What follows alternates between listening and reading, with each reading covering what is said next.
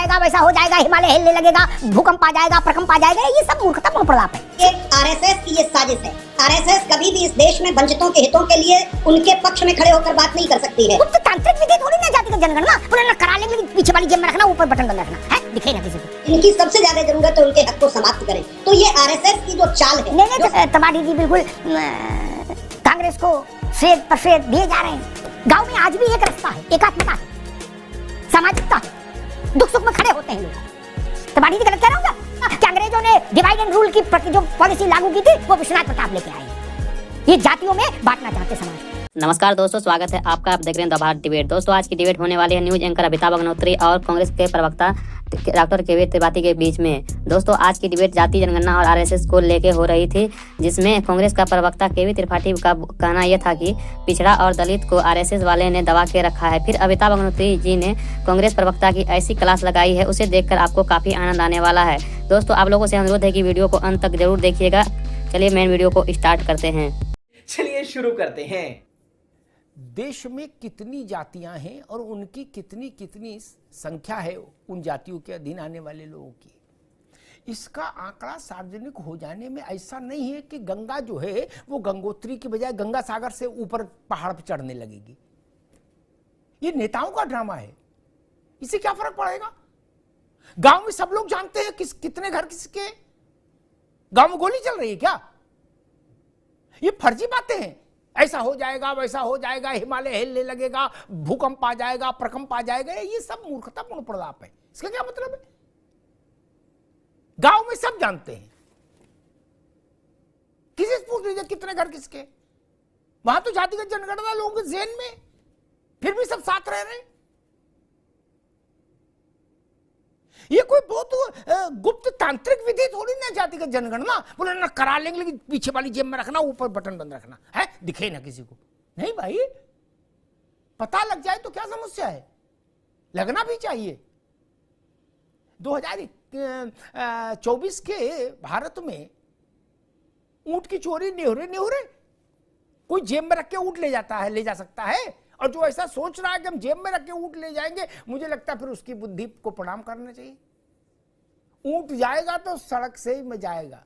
जनगणना होगी तो सबको पता लगेगा कौन कहां खड़ा है। त्रिपाठी जी, लेकिन आपसे मूल सवाल मेरा ये कि आपकी पार्टी ने ये कैसे नतीजा निकाल लिया कि संघ ने कहा कि जातिगत जनगणना नहीं होनी चाहिए, हम उसके विरोध में हैं। ये आरएसएस ने जातिगत जनगणना का खुलकर विरोध कर दिया। ये आपने नतीजा कहां से निकाला? आपने कोई अलग चीज सुनी जो हम लोग नहीं सुन पाए देश ने? अमिताभ जी, सबसे पहले तो आज 2024 के भारत में जो आप कह रहे हैं, आज के समय में सबको राहुल गांधी का शुक्रगुजार होना चाहिए कि जो मुद्दा उन्होंने 2024 के चुनाव में ताकत के साथ उठाया, आज वो सभी के लिए बहस का मुद्दा है। इसका मतलब आज भारत की राजनीति के जननायक और उसका दिशा देने का काम राहुल गांधी कर रहे हैं। संघ जो भारतीय जनता पार्टी की मातृ संस्था के रूप में आता है, वो निश्चित तौर पर भारतीय जनता पार्टी और इस अताताई अहंकारी भारतीय जनता पार्टी की सरकार को बचाने की ढाल का काम करता है। संघ ये चाहता है कि इस मुद्दे को उठाकर और अपना श्रेय लेकर, अपना टैग लगाकर इसकी हवा निकाल दी जाए। इसलिए आरएसएस की ये साजिश है। आरएसएस कभी भी इस देश में वंचितों के हितों के लिए उनके पक्ष में खड़े होकर बात नहीं कर सकती है। वो तो एक सिर्फ राजनीतिक एजेंडा सेट करती है, जिसमें कुछ पूंजीपति आए और अपनी सरकार चलाएं और इस देश के जो संसाधन हैं उनसे जिनकी सबसे ज्यादा जरूरत है उनके हक को समाप्त करें। तो ये आरएसएस की जो चाल है। नहीं त्रिपाठी जी, बाकी आपने जितनी आपने खरी खोटी सुनानी थी मैंने नहीं टोका, और दो चार कड़े शब्द इस्तेमाल करना चाहते कर लीजिए। मेरा प्रश्न अनुत्तरित रह गया। आज जो संघ ने कहा केरल में, उसको आपने अलग सुना, मैंने अलग सुना। क्या आपने पहली लाइन क्या लिखी? आरएसएस ने खुला विरोध कर दिया जातिगत जनगणना का। मैं ये समझ रहा हूं, ये ज्ञान कहां से पाए? मैं नहीं बताऊंगा जी, मैं बता रहा हूं जी। दरअसल ये मुद्दा आज पूरा देश बड़ी उम्मीद से देख रहा है, कांग्रेस की ओर, इंडिया गठबंधन की ओर, राहुल जी की ओर, कि जाति जनगणना होने वाली है। लेकिन चूंकि आरएसएस को पता है कि बीजेपी को इससे नुकसान हो रहा है, इसलिए इस एजेंडे को कमजोर करने के लिए वो इस मुद्दे को उठा रहे हैं। आज तक आरएसएस ने जाति जनगणना नहीं पर त्रिपाठी जी, क्या- मैंने क्या पूछा, आप गलत जवाब दे रहे। मैंने फिर निवेदन किया था आज कि मैं ये कहां संघ ने कहा कि हम जातिगत जनगणना के विरुद्ध है, ऐसा बोला क्या? नहीं बोला तो आपने ट्वीट क्यों खड़का दिया? मैं ये बता दूं, गजब बात कर रहे हो। मुद्दे को खत्म करने के लिए अपना टैग लगाने की कोशिश। ठीक जाति ठीक, जनगणना का मुद्दा भाई कांग्रेस रुकना होगा का है, त्रिपाठी, रहेगा, रुकना होगा, कांग्रेस रुकना होगा। कि हम- कांग्रेस को अगर, ठीक है त्रिपाठी जी, कांग्रेस को अगर गलत फहमी है, आप जननायक, लोकनायक, परम नायक चाहे जो बताओ राहुल गांधी को, आपकी मर्जी, लेकिन ये कैसे हो सकता है कि दूसरा उस मुद्दे पर नहीं बोलेगा? बोले टैग लगाना, टैग लगाना क्या होता भैया? इस देश में सबको अधिकार है। ननकू भी बोलेगा जनगणना पर और रफीक भी बोलेगा। वो कांग्रेस ने ट्रेडमार्क पेटेंट करा लिया क्या? बोले जनगणना पर लोकनायक, जननायक, महानायक बोलेंगे, और जो सब्जी बेच रहा है वो नहीं बोलेगा ना? भाई मेरा प्रणाम, ऐसे नहीं चल सकता देश। सब बोलेंगे और सबकी सुनी जाएगी।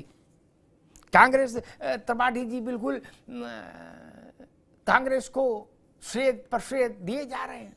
पीछे का लॉजिक समझिए कि जो दल या जो संगठन सत्ता के लिए भगवान को बदल सकता है अमिताभ जी, वो अपनी राजनीतिक ट्रैक भी बदलता रहता है। उन्होंने 10 साल पहले, देखिए हमको तो माँ गंगा ने बुलाया है, अब गंगा जी अपने बदहाली पे आंसू बहा रही हैं, उसके बाद हम भगवान राम, अब वहां से धक्के खाए तो जय जगन्नाथ। तो जो दल या जो संगठन अमिताभ जी अपने भगवान के प्रति लॉयल नहीं है, वफादार नहीं है, वो व्यक्ति किसी समाज के प्रति वफादार कैसे हो सकता है? वो अगर वफादार है तो सिर्फ और सिर्फ अपने सत्ता के प्रति वफादार है और वो किसी के प्रति वफादार नहीं। ठीक, मैं आज तक ऐसी पार्टी नहीं ढूंढ पाया, ऐसा नेता नहीं ढूंढ पाया जो सत्ता के प्रति वफादार होने के अलावा और किसी के प्रति वफादार हो। सब उसी की 3-13 में लगे हो भैया, कुछ और काम कर रहे हो है? ऑल वेदर रोड बना रहे हो क्या पहाड़ काट के उत्तराखंड में?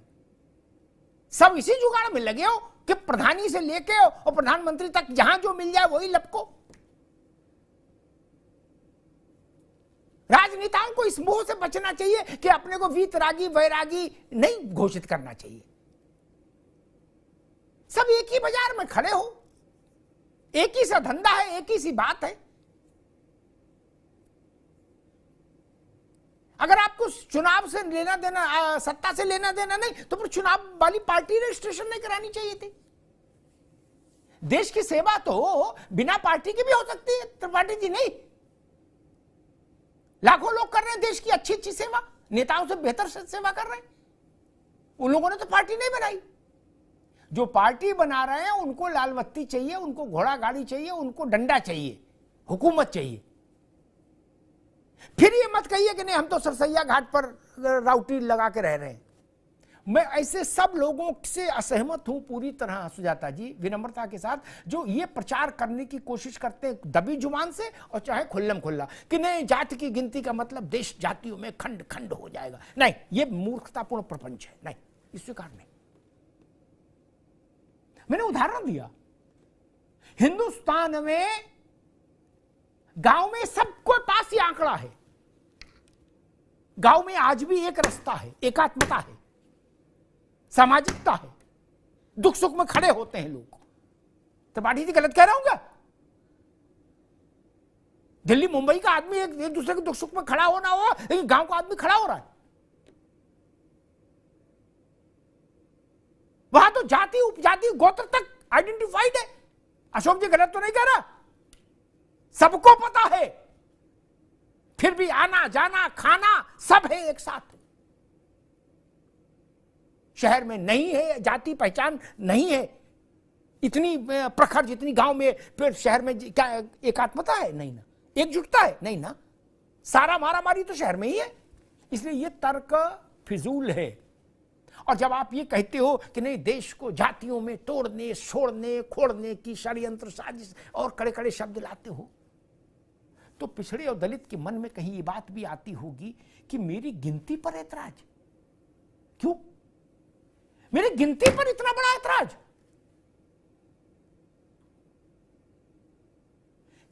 कितने इस देश में धीमर कितने हैं, निषाद कितने हैं, मल्लाह कितने हैं, केवट कितने हैं, ये पता लग जाएगा तो क्या समस्या हो जाएगी? मैं आज तक ये नहीं समझ पाया। बड़े बड़े विद्वान लोग हैं, वो कहते नहीं नहीं, देखिए राजीव जी ने ये तर्क शुरू किया था उन्होंने उदाहरण दिया था कि अंग्रेजों ने डिवाइड एंड रूल की जो पॉलिसी लागू की थी वो विश्वनाथ प्रताप लेके आए हैं। ये जातियों में बांटना चाहते समाज को। ये तर्क थेतर है, बेकार है। दोस्तों आज के वीडियो यहीं समाप्त करते हैं। आई होप कि आप लोग को काफी ज्यादा पसंद आया होगा। पसंद आया तो एक लाइक एंड चैनल को सब्सक्राइब। साथ में आप लोग कमेंट बॉक्स में अपनी राय जरूर लिख सकते हैं। चलिए दोस्तों, मिलते हैं कोई और लेटेस्ट वीडियो में। तब तक के लिए जय हिंद, जय भारत, वंदे मातरम।